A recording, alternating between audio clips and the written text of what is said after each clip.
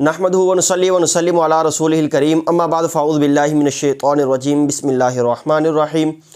معزز محترم سامعین و ناظرین، میں ہوں لقمان، آپ دیکھ رہے ہیں ہمارا فیس بک اور یوٹیوب چینل۔ افضلیت صدیق اکبر رضی اللہ تعالیٰ عنہ پر ہمارے دلائل کا سلسلہ یہ جاری و ساری ہے۔ اپنی پچھلی 7 ویڈیوز کے اندر ہم نے ہر صدی سے علماء اور محدثین میں سے چند اکابرین کے دلائل آپ کے سامنے رکھے۔ آج کی اس ویڈیو میں ہم 8ویں صدی ہجری کے جلیل القدر ائمہ اور محدثین کے دلائل آپ کے سامنے رکھنے کی کوشش کریں گے۔ سب سے پہلے نام آتا ہے امام ذہبی رحمۃ اللہ تعالیٰ علیہ کا، المتوفیٰ 748 ہجری۔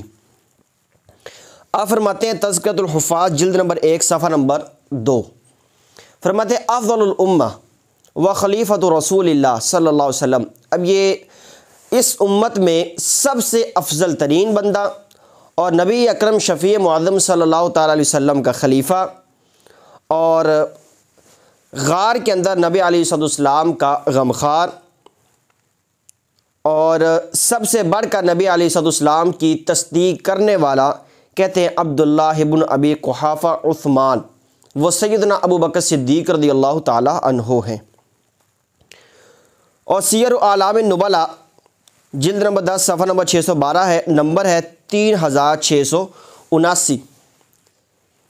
فرماتے ہیں والافضل منہما بلا شک ابو بکر و عمر، کہتے ہیں کہ سیدنا ابو بکر صدیق رضی اللہ تعالیٰ عنہ اور سیدنا فاروق اعظم رضی اللہ تعالیٰ عنہ یہ بلا شک و شبہ یہ افضل ترین بندے ہیں۔ وہ جو اپنی پہلی ویڈیو کے اندر میں نے روایت بیان کی تھی کہ حضرت سیدنا علی المرتضیٰ رضی اللہ تعالیٰ عنہ برسر ممبر اس چیز کا اظہار فرماتے تھے کہ ابو بکر صدیق رضی اللہ تعالیٰ عنہ نبی اکرم صلی اللہ علیہ وسلم کے بعد اس امت میں سب سے زیادہ بہترین اور سب سے زیادہ فضیلت والے ہیں۔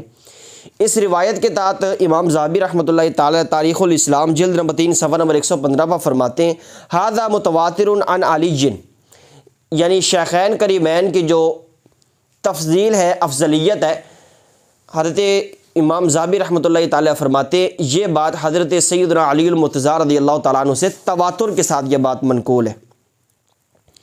اسی طرح طبقات الشافعیہ جلد نمبر 9 صفحہ نمبر 115، یہاں پر ہے قال لی شیخ مرہ، امام تقی الدین سبکی رحمۃ اللہ تعالیٰ فرماتے ہیں کہ مجھے ایک دفعہ میرے شیخ نے یعنی امام ذہبی رحمۃ اللہ تعالیٰ نے فرمایا من فی الامت افضل من ابی بکر صدیق رضی اللہ تعالیٰ عنہ بالاجماع۔ امام ذہبی رحمۃ اللہ تعالیٰ نے فرمایا کہ اس امت میں کوئی ایسا بندہ ہے، کوئی بھی ایک بندہ ایسا ہے جو بالاجماع حضرت سید ابو بکر صدیق رضی اللہ تعالیٰ عنہ سے افضل ہو؟ کوئی ہے بندہ ایسا؟ تو مطلب یہ تھا کہ ابو بکر صدیق رضی اللہ تعالیٰ عنہ سے تو افضل بالاجماع اس کائنات میں جو امت ہے اس کا کوئی بندہ ہے ہی نہیں۔ انبیاء اور مرسلین کے بعد سب سے بزرگ ترین ہستی وہ سیدنا ابو بکر صدیق رضی اللہ تعالیٰ عنہ کی ہے۔ ان کے بعد نام آتا ہے ابن تیمیہ حنبلی، المتوفیٰ 728 ہجری۔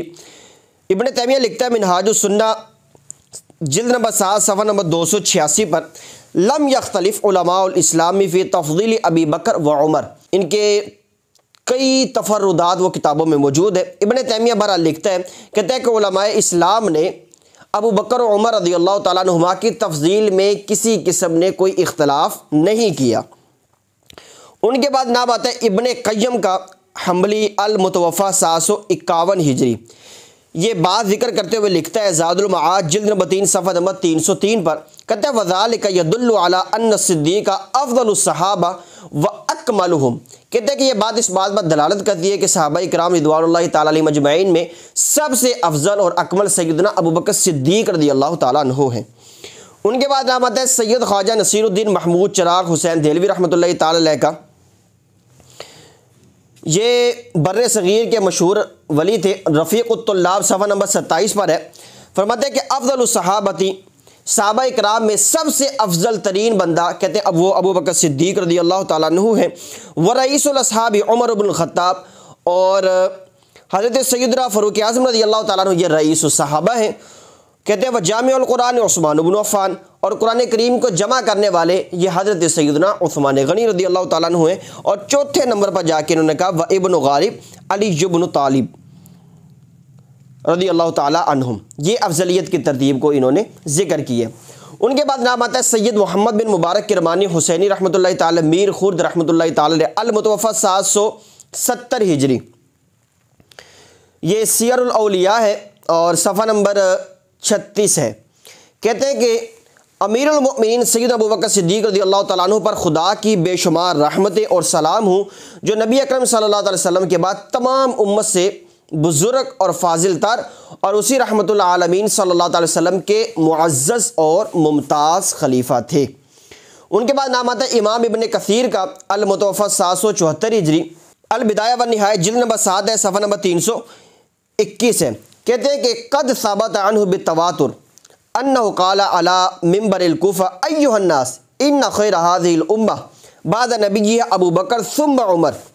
اب یہ فرماتے ہیں کہ بے شک سیدنا علی المرتضیٰ رضی اللہ تعالیٰ عنہ سے یہ بات تواتر کے ساتھ یہ ثابت ہے کہ آپ نے کوفہ کے منبر پر فرمایا کہ لوگوں، اس امت میں نبی اکرم شفیع معظم صلی اللہ علیہ وسلم کے بعد سب سے افضل وہ ابو بکر صدیق رضی اللہ تعالیٰ عنہ ہیں، ثم عمر، ابو بکر صدیق کے بعد سیدنا فاروق اعظم رضی اللہ تعالیٰ عنہ ہیں۔ فرمایا ولو شئت، اگر میں چاہوں تو میں پھر تیسرے بندے کا بھی نام بتا سکتا ہوں۔ تو افضلیت کا معیار وہی تھا جو حضرت علی المرتضیٰ رضی اللہ تعالیٰ عنہ نے بیان کیا، یہی جمہور علماء اہل سنت کا موقف ہے۔ ان کے بعد نام آتا ہے امام عبد القادر رحمۃ اللہ تعالی علیہ کا المتوفی 775 ہجری، طبقات الحنفیہ۔ امام عبد القادر قرشی رحمۃ اللہ تعالی علیہ، ان کا عقیدہ کیا ہے؟ طبقات الحنفیہ جلد نمبر 1 صفحہ نمبر 412 ہے۔ اب کہتے ہیں کہ علی الاطلاق تمام صحابہ میں افضل ترین جو شخصیت ہے، کہتے ہیں ابو بکر، وہ ابو بکر صدیق رضی اللہ تعالیٰ عنہ ہیں، ثم عمر باجماع اہل سنہ، پھر ان کے بعد دوسرا نمبر کس کا ہے؟ وہ اہل سنت کے اس بات پر اجماع ہے، دوسرا نمبر سیدنا فاروق اعظم رضی اللہ تعالیٰ عنہ کا ہے، ثم عثمان ثم علی ھذا قول جمہور اہل سنہ، کہتے ہیں تیسرے نمبر پر سیدنا عثمان ہیں، چوتھے نمبر پر سیدنا علی المرتضیٰ ہیں رضی اللہ تعالیٰ عنہما، کہتے ہیں کہ یہی قول جمہور علماء اہل سنت کا ہے۔ ان کے بعد نام آتا ہے علامہ عبداللہ بن اسعد یافعی رحمۃ اللہ تعالی علیہ کا، یہ فرماتے ہیں کہ نمبر ہے 148، کہتے ہیں ابو بکر و عمر خیر الامت الاسلامیت بعد نبیہا، کہ نبی علیہ السلام کے بعد اس امت میں بہترین بندے وہ سیدنا ابو بکر صدیق رضی اللہ تعالیٰ عنہ ہیں اور سیدنا فاروق اعظم رضی اللہ تعالیٰ عنہ ہیں۔ ان کے بعد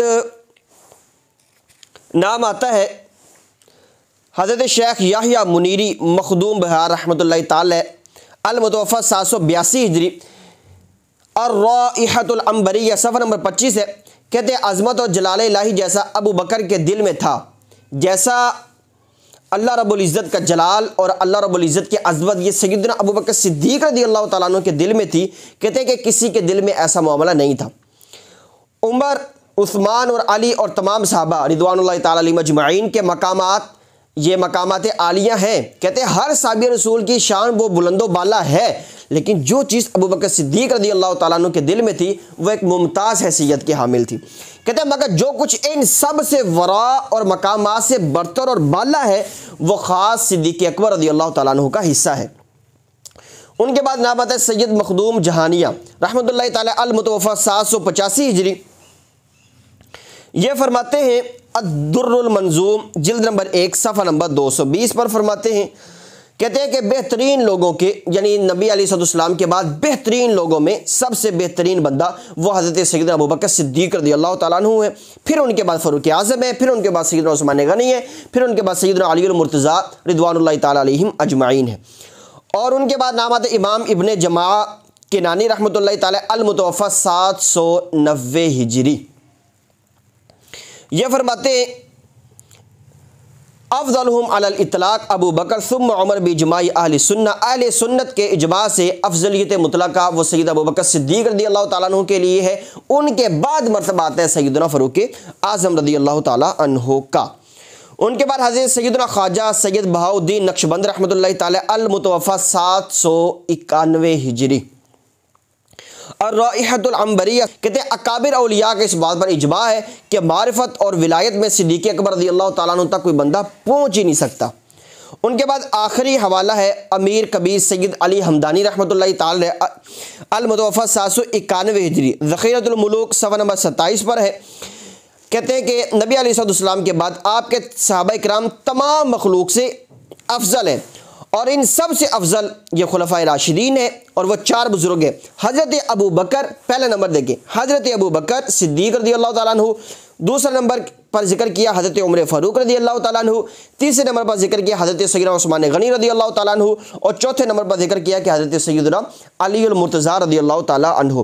جہاں تک 8ویں صدی ہجری کے چند اکابرین کے دلائل ہم نے آپ کے سامنے رکھے، انشاءاللہ تعالیٰ اگلی ویڈیو میں ملتے ہیں 9ویں صدی ہجری کے اکابرین کے دلائل لے کر۔ تب تک اپنا بہت سارا خیال رکھیے، دعا میں یاد رکھیے۔ السلام علیکم ورحمۃ اللہ وبرکاتہ۔